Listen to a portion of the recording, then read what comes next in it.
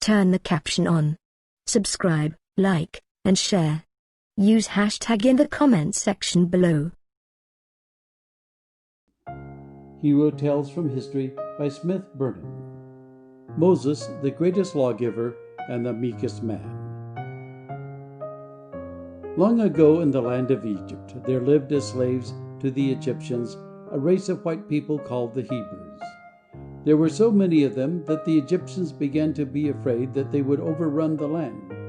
So the cruel king, or the Pharaoh, as he was called, commanded that all the baby boys of the slave race should be thrown into the river Nile.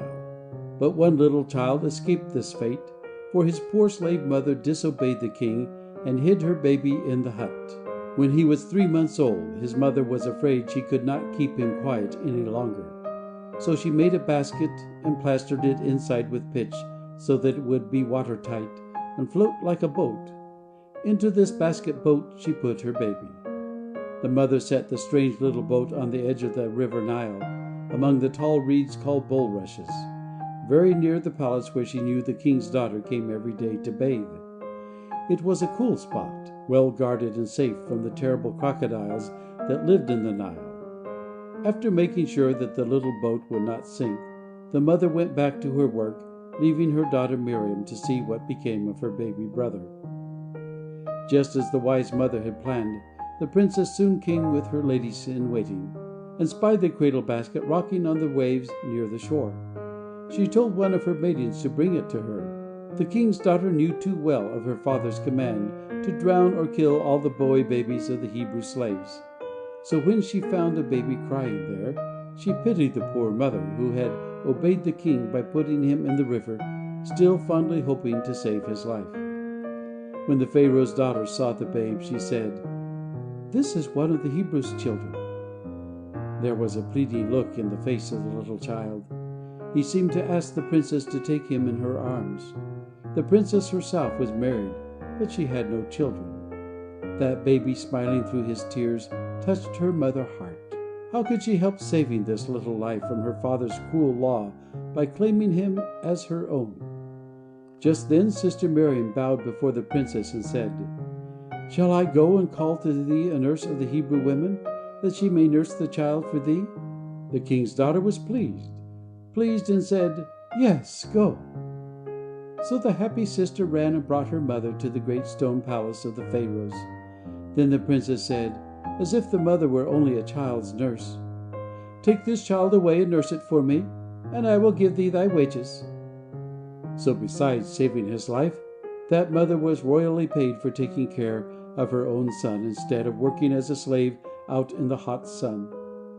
Besides, she had a good chance to tell him as he grew up of the one true God. What if her boy should save his father's people from slavery when he became a man in the palace of the Pharaohs? In due time the daughter of the king adopted the young Hebrew as her own son and named him Moses, which means saved, because she had rescued him out of the river.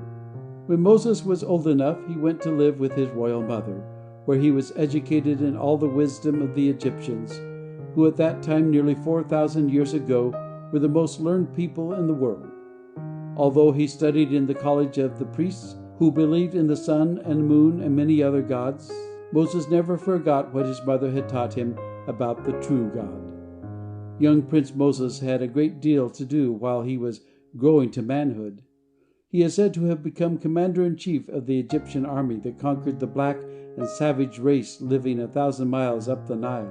In the Bible story are these words, "And it came to pass in those days, when Moses was grown, that he went out into the brethren, and looked on their burdens. And he spied an Egyptian smiting an Hebrew, one of his brethren. And he looked this way and that way, and when he saw there was no man, he slew the Egyptian, and hid him in the sand. Now when Pharaoh heard this, he sought to slay Moses. But Moses fled from the face of Pharaoh, and dwelt in the land of Midian." This Pharaoh was not the father of Moses' foster mother, who is now dead. It is said that this king was afraid Moses would drive him from the throne and become Pharaoh himself. For 40 long years the exiled prince lived in Midian, studying, planning, and writing. It was during this time that he made the great decision of his life. he resolved to save his own people, the million Hebrews who were slaves to the Egyptians. At last Moses and his brother Aaron appeared before the Pharaoh and announced that God had demanded that the king should let the children of Israel go free. It was a hard thing to ask, for the Egyptians still needed the great army of slave men to build great pyramids and temples.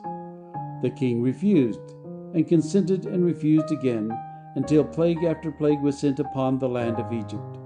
At last, when the king's son and the oldest child of every Egyptian family in the whole country had died in one night, the terrified and heartbroken king called for Moses and Aaron by night, and said, "Rise up, and get you forth from among my people, both ye and the children of Israel, and go."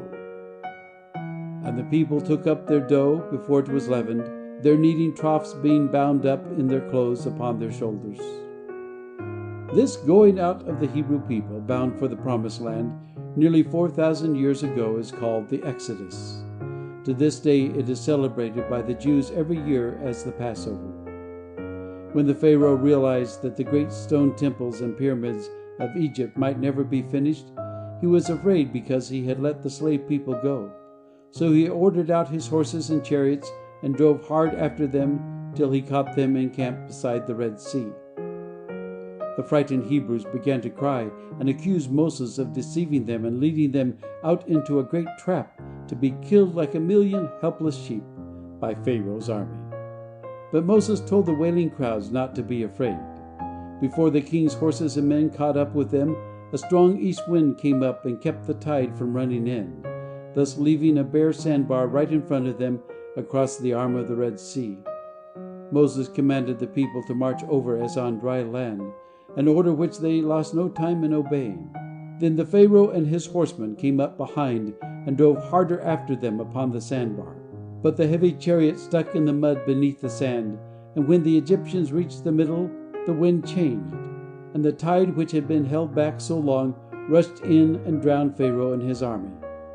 Then Miriam and Moses and Aaron led these million freed slaves in a grand victory chorus of song about their hairbreadth escape. But the people were always scolding and complaining against Moses, the dear, gentle leader who had saved them from their cruel bondage. It was his patient love for his thankless people, while through 40 years they wandered in the wilderness, that gave Moses the name of being the meekest man that ever lived. At Mount Sinai, Moses received from God and gave to the people the 10 Commandments, written on 2 tablets of stone.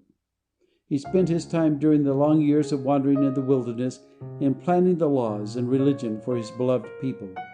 He himself never entered the Promised Land, but died in the wilderness, somewhere on a mountain called Nebo. The Bible makes this statement of his death. So Moses, the servant of the Lord, died there, and he buried him in a valley, but no man knoweth of his sepulchre unto this day. End of chapter 1.